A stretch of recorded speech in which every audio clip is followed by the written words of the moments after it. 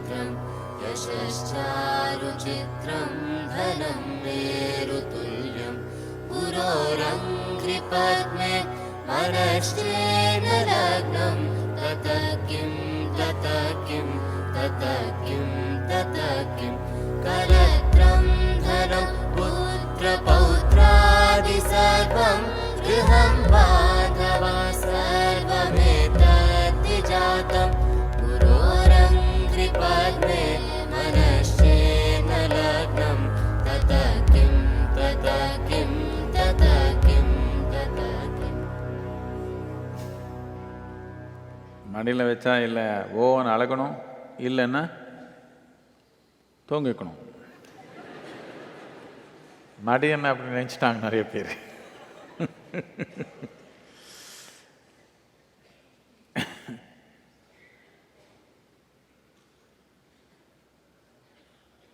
குருவன் மடியில் என்னென்னா முழிச்சுக்கணும். எப்பவுமே முழிக்கல, அந்த மாதிரி முழிக்கணும். தாய் மடியில் என்ன தூங்கிக்கிறது தானே.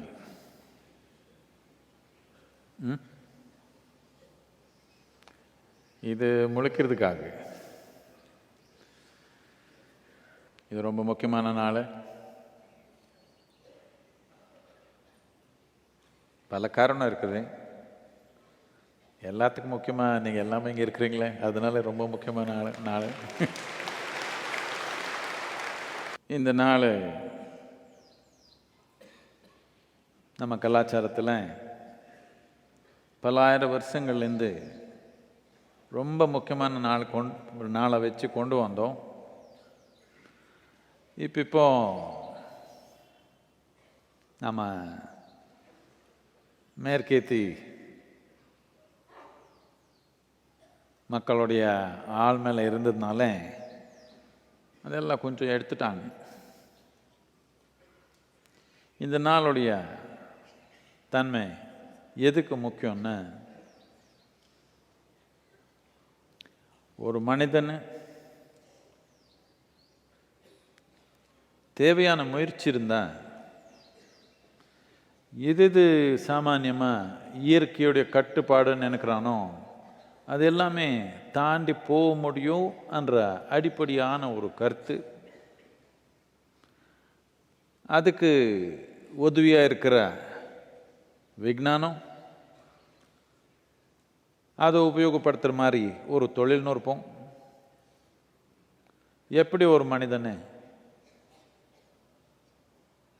இந்த உடல் கட்டுப்பாடு, இந்த பொருள் தன்மை கட்டுப்பாடில் வாழிருக்கிறானோ, இது தாண்டி மனிதனை வாழ்க்கை உணர முடியும், வாழ்க்கைன்றது வாழ முடியும், வாழ்க்கையுடைய நோக்கம்ன்றது நிர்ணயிக்க முடியும் என்ற அடிப்படையான கருத்து தோராயமாக ஒரு 15,000 வருஷத்துக்கு முன்னாடி இது வெளிப்படுத்தாங்க. இப்போ எல்லாமே இந்த மேற்கேத்தி நாட்டிலேருந்து வந்தவங்களே இத்திஹாசமே தமிழில் இந்த ஹிஸ்ட்ரி எல்லாமே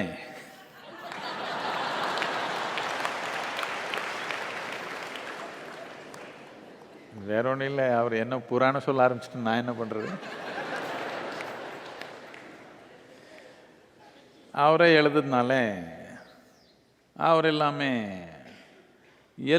3000 வருஷத்துக்கு முன்னாடி தான் ஆரம்பிச்சது உலகமேன்னு ஆரம்பிச்சிட்டாங்க அவர் கதை. ஆனால் நாம் இங்கே தமிழ்நாட்டில் இருக்கிறோம்.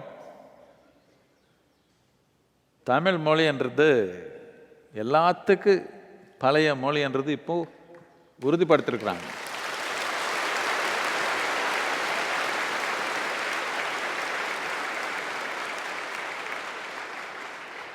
நான் என்ன நினைக்கிறேன்னா, என்னுடைய தமிழ் கேட்டு இப்படி கைத்தட்டுறீங்கன்னு நான் நினச்சிக்கிறேன்.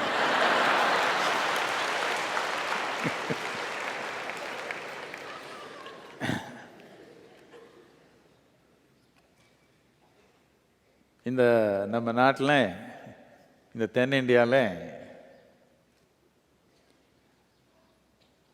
12,000 13,000 வருஷத்துக்கு முன்னாடி கட்டின கட்டிடங்கள், இந்த கப்பல் எல்லாமே வந்து போகிறதுக்காக கப்பல் ஸ்டேஷனு.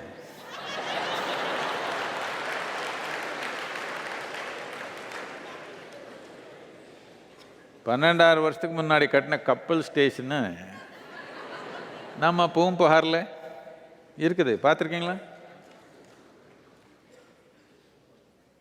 மித்தது நிறைய விஷயம் எல்லாமே பொதிச்சிடுச்சு.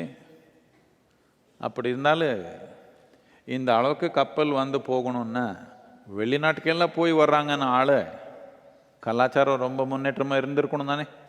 12,000 வருஷத்துக்கு முன்னாடி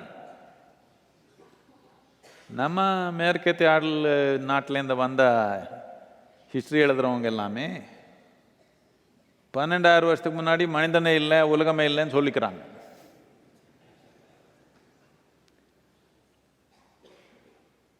இப்படி நமக்கு கலாச்சாரத்தில், ஆன்மீகத்தில், மொழியில் பலவிதமான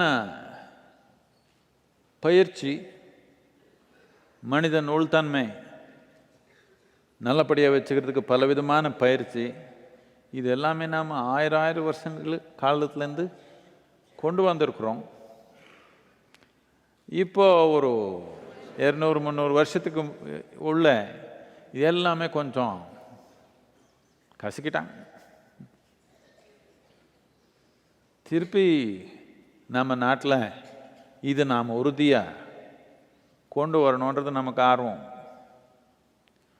இது கொண்டு வரணுன்னா இதுக்கு ஏதோ போய் புரட்சி பண்ணிடலாமா?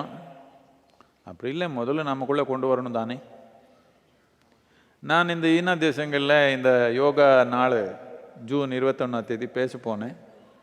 அங்கே நான் பேசுகிறப்போ இந்த யோகான்றது நம்ம இந்தியா தேசத்துக்கு சம்மந்தப்பட்டது மட்டும் இல்லை, நம்ம நாட்டில் இந்த இது ஒரு உலகத்துக்கு ஒரு அன்பளிப்பு. ஆனால் இது இந்தியா தேசத்துக்கு சேர்ந்தது இல்லை.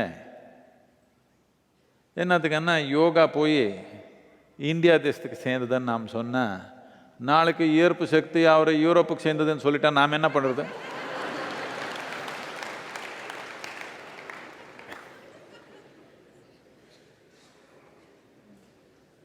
நான் இந்த முறையில் இது விஞ்ஞானபூர்ணமாக பேசினதுனால உலகம் முழுக்கமாக எல்லாருமே அங்கே தோராயமாக 60 அம்பாசிடர் இருந்தாங்க, 60 தேசத்துலேருந்து இருந்தாங்க. 135 தேசங்கள்லேருந்து மக்கள் எல்லாம் சேர்ந்துருந்தாங்க யோகா செய்கிறதுக்கு.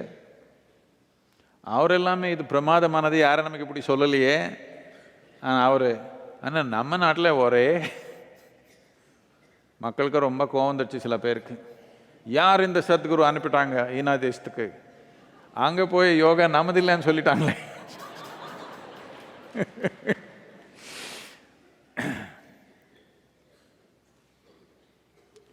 எந்த ஒரு இடத்துக்கு போனாலும்,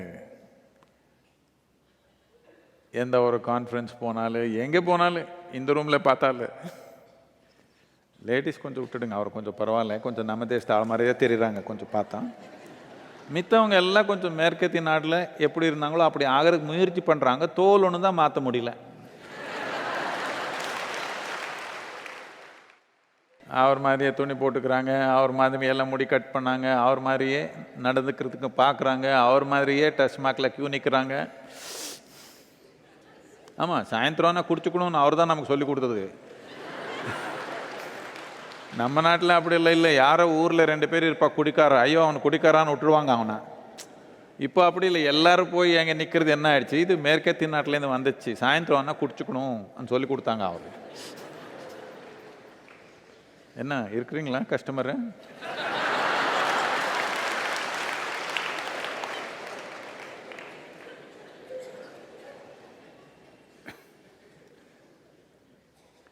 என்ன கஸ்டமர் என்ன தமிழ்?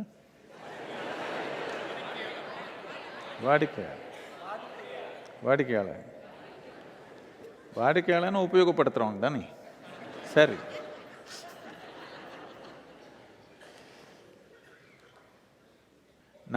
நம்ம ஈஷா காயாந்த ஸ்தானம் இருக்குது தெரியுமா?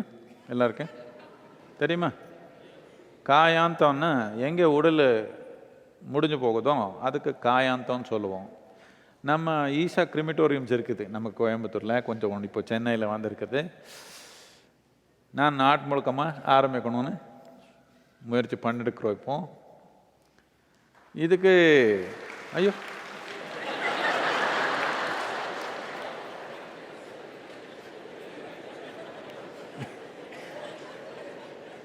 இதுக்கெல்லாம் கை தட்டக்கூடாது.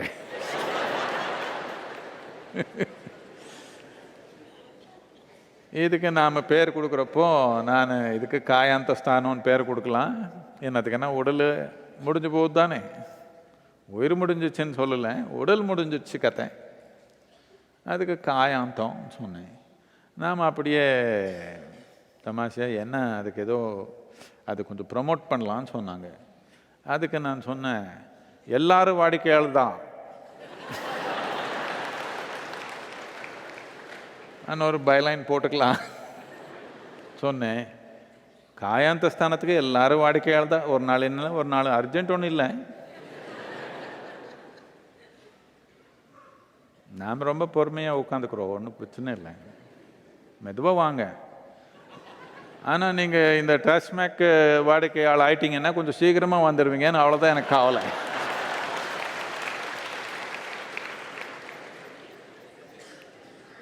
அப்படி வேண்டாம், யோகம் பண்ணிக்கலாம், காயாந்த ஸ்தானம் கொஞ்சம் மெதுவாக பண்ணிக்கலாம். என்ன மெதுவாக போகலாமா? அங்கே மெதுவாக போகலாமா, சீக்கிரமாக போயிடலாமா? மெதுவாக போகலாம். மெதுவாக போனோன்னா காலையில் சாயந்தரம் யோகா பண்ணிக்கணும்.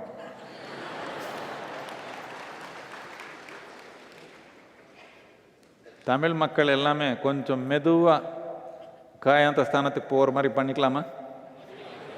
அப்படின்னு தமிழ்நாடு முழுக்கமா யோகம் பண்ணிடலாமா? இப்போ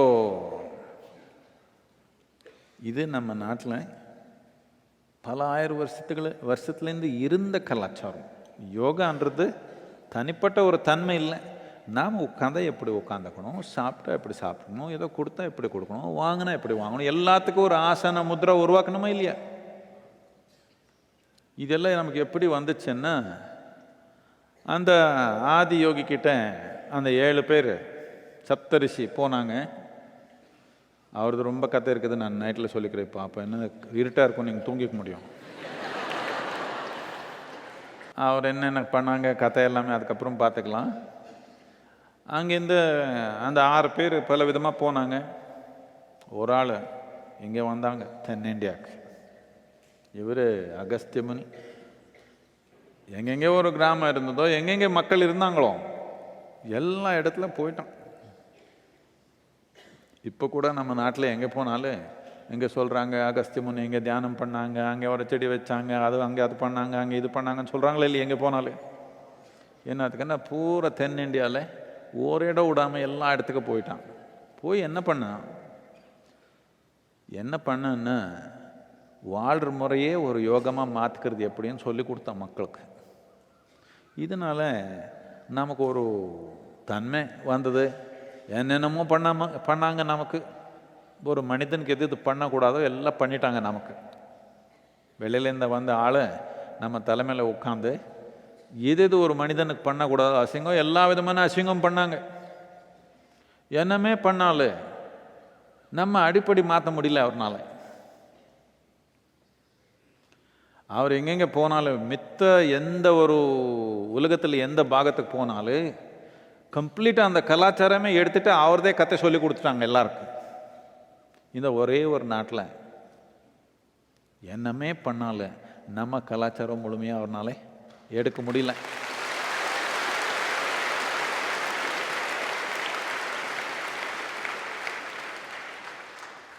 ஆனால் இப்போ நீங்கள்லாம் கொஞ்சம் பேர் இளைஞர் ரொம்ப முயற்சி பண்ணுறீங்க எடுக்கணும்னு.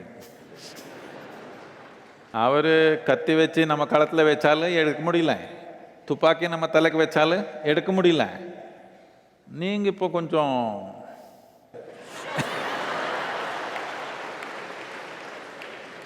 நம்ம கலாச்சாரமே இருக்கக்கூடாது, அப்படி பண்ணிடலாம் இருக்குது. கொஞ்சம் ஏதோ ஒன்று வச்சுக்கலாமா? இவ்வளோ 1000 வருஷத்தில் இந்த ஏதோ ஒன்று தொடர்ந்து வரணும்னா அதுக்கு ஏதோ ஒன்று மதிப்பு இருக்கணும் தானே, செயல்பட்ட தானே இருக்கும். நல்லபடியாக செயல்பட்ட தானே இவ்வளோ வருஷம் வாழிருக்கும். அது 15000 வருஷத்துலேருந்து எதனால் ஒரு அம்சம் உலகத்தில் தானாகவே உயிரோடு இருந்து வந்திருக்குதா? யோகம் மட்டும்தானே வந்திருக்குது.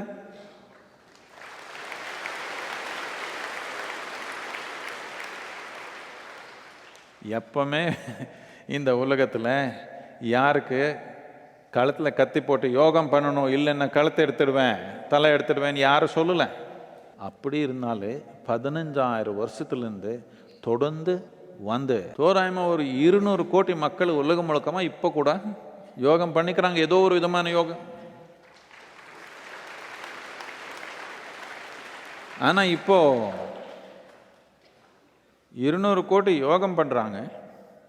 ஆனால் தோராயமாக ஒரு 400-500 கோடி மக்கள் யோகா அன்ன வார்த்தை கேட்டிருக்காங்க இப்போ. ஆனால் இப்போ நாம் கொஞ்சம் அவரெல்லாம் பண்ணி வைக்கணும். தமிழ்நாட்டில் பண்ணிடலாமா? இப்போ நாம் ஒரு பிளான் போட்டிருக்கிறோம். 2020க்குள்ளே 17000 கிராமங்களில் தமிழ்நாட்டில் யோக பயிற்சி ஆரம்பிச்சிடுவோம். தோராயமாக 2025க்குள்ள தமிழ்நாடு முழுக்கமாக 50000 கிராமங்கள் இருக்குது. 50000 கிராமங்களில் யோக பயிற்சி நடக்கணும். யோக பயிற்சி எப்படி ஆகிடணுன்னா, நம்ம குழந்தைக்கு அடுத்த தலைமுறைக்கு 10 வயசுக்கு வர்றதுக்குள்ள எப்படி எல்லாருக்கும் பல்லு தேய்க்கிறது எப்படின்னு புரிஞ்சிடுச்சோ அந்த அளவுக்கு ஏதோ ஒரு எளிமையான ஒரு யோகா செய்கிறது எப்படின்னு அவருக்கு புரிஞ்சிடணும். வீட்டுக்குள்ளேயே நடந்துடணும்.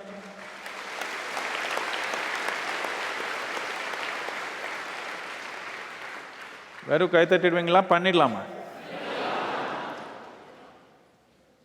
இதுக்கு எப்படி பண்ணுறது, என்ன செய்கிறது, அதையெல்லாம் பிளான் பார்த்துக்கலாம். ஆனால் கட்டாயமாக நம்மளால பண்ண முடியும். தேவையான கருவி இருக்குது, தேவையான தெம்பு இருக்குது.